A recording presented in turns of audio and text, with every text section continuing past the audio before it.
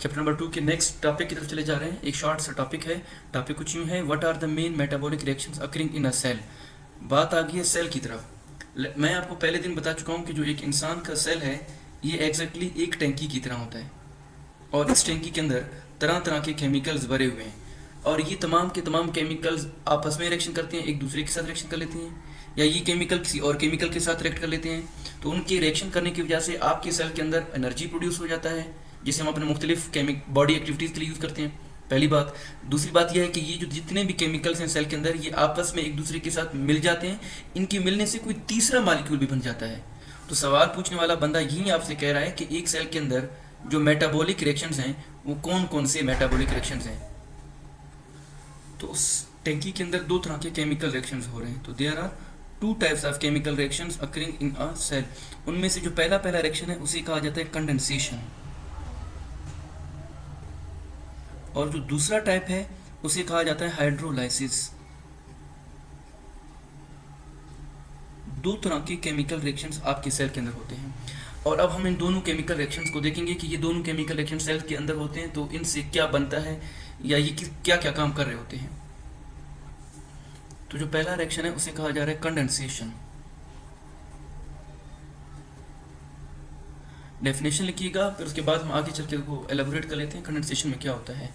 The combining of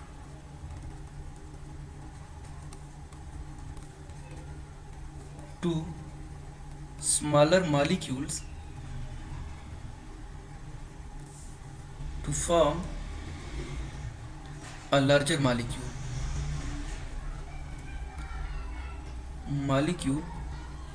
with the production of water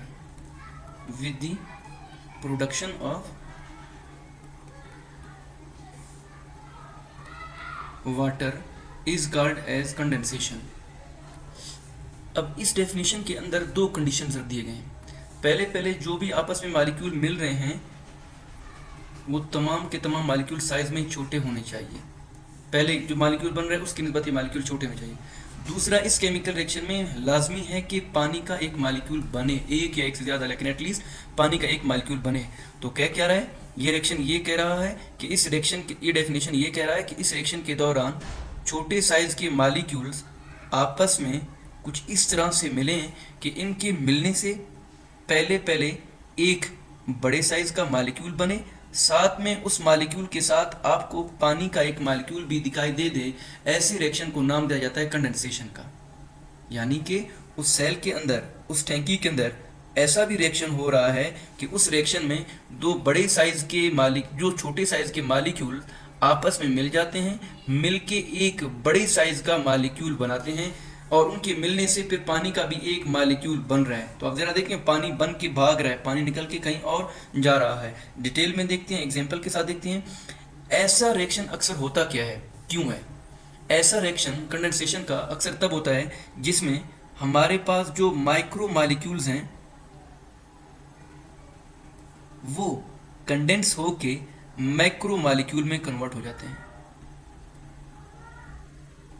for example, हमारे पास एक micro molecule है, उसका नाम है अमाइनो एसिड। एक इंतहाई छोटा मॉलिक्यूल है। जब बहुत सारे छोटे साइज के अमाइनो एसिड आपस में कंडेंस हो जाएं तो इनके कंडेंस होने से एक बड़े साइज का मॉलिक्यूल बन जाता है प्रोटीन। जब अमाइनो एसिड्स के मॉलिक्यूल आपस में कंडेंस होकर प्रोटीन का एक मॉलिक्यूल बना रहे होते हैं तो साथ में सेल के अंदर वाटर का भी एक मॉलिक्यूल जनरेट हो रहा होता है।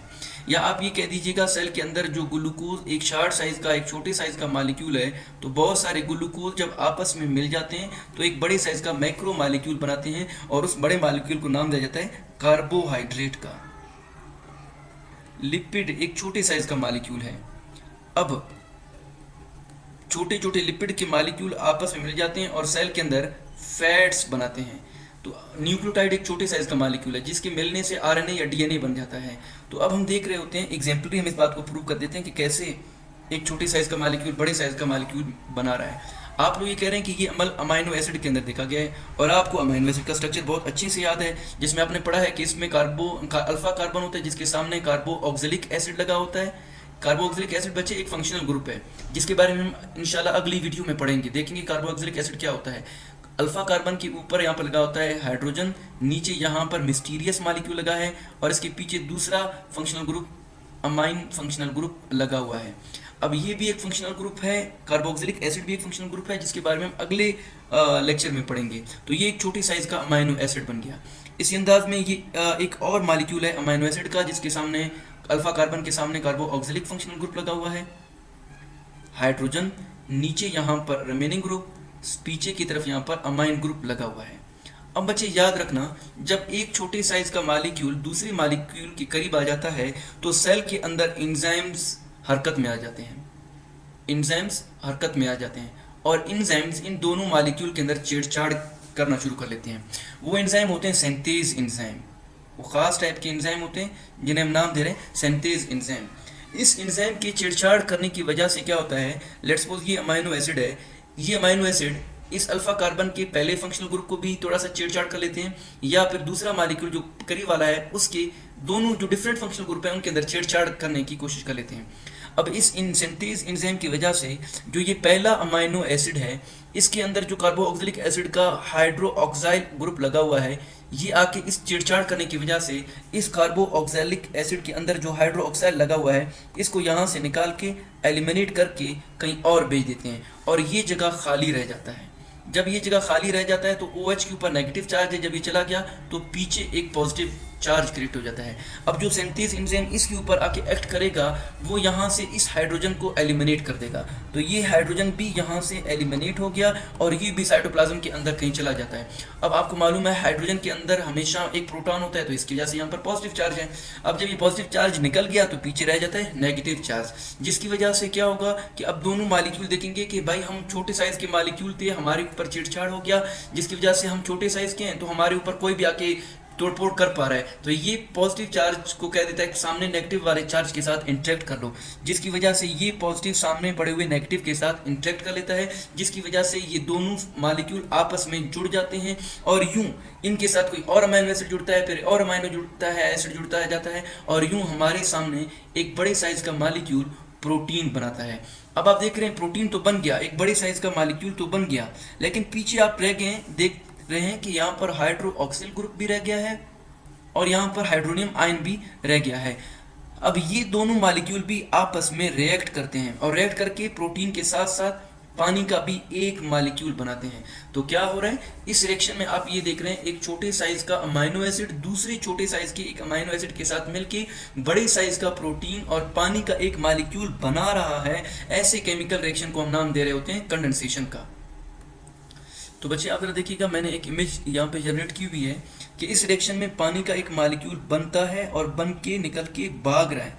तो वाटर का मॉलिक्यूल बन के भाग रहा है, निकल के दूर जा रहा है और पानी के मॉलिक्यूल के निकलने से दोनों के बीच में एक बॉन्ड बनेगा, एक एल्फी की तरह का बॉन्ड बनेगा।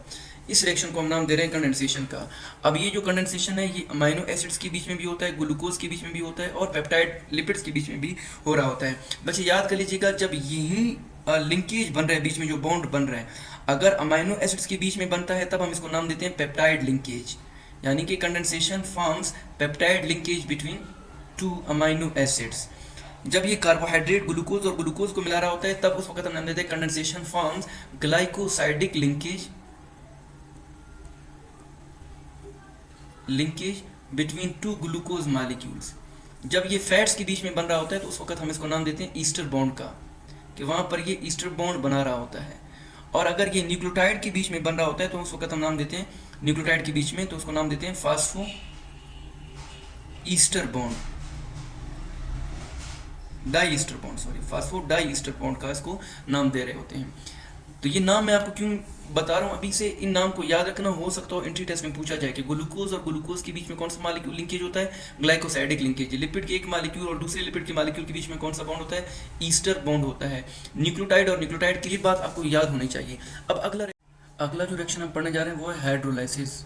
हाइड्रोलाइसिस में देखिएगा कंडेंसेशन की बिल्कुल ऑपोजिट वर्क होता है। कंडेंसेशन में ये हो रहा था कि छोटे साइज के मॉलिक्यूल आपस में मिलके पानी बना रहे थे। यहाँ पर पानी की एक नदी है, वो एक बड़े साइज के मॉलिक्यूल के ऊपर गिर रहा है और इसकी असर की वजह से क्या होगा कि ये जो बड़े साइज का मॉलिक्यूल है, पानी के असर की वजह से ये बड़े साइज का मॉलिक्यूल टूटेगा और टूट के छोटे छोटे साइज के मॉलिक्यूल में कन्वर्ट हो जाएगा। तो पानी के किसी मॉलिक्यूल के अंदर दाखिल हो जाने से उस मॉलिक्यूल का टूट के छोटे छोटे मॉलिक्यूल में कन्वर्ट हो जाना, इस अमल को नाम दिया जा रहा है हाइड्रोलाइसिस का। तो हम ये बात यहाँ पे लिखेंगे, the breakdown of a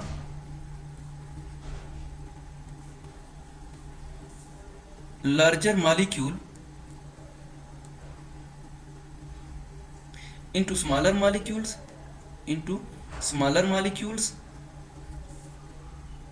by addition of water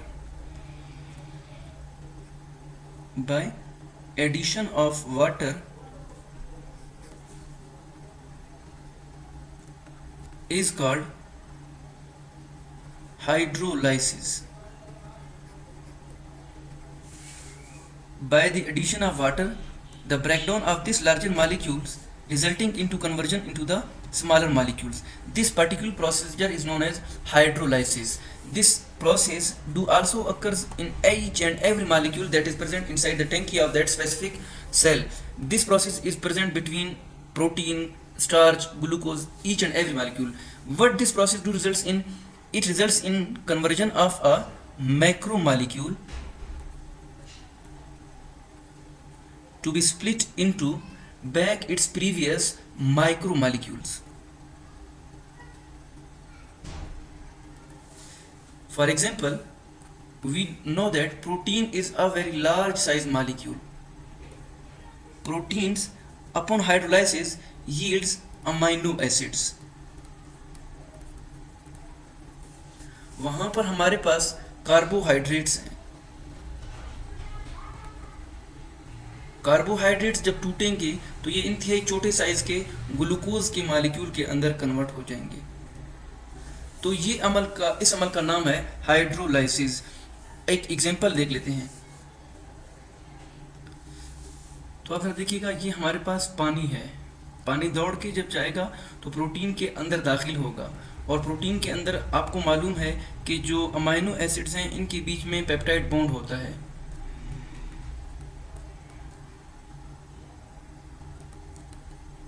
peptide bond होता है।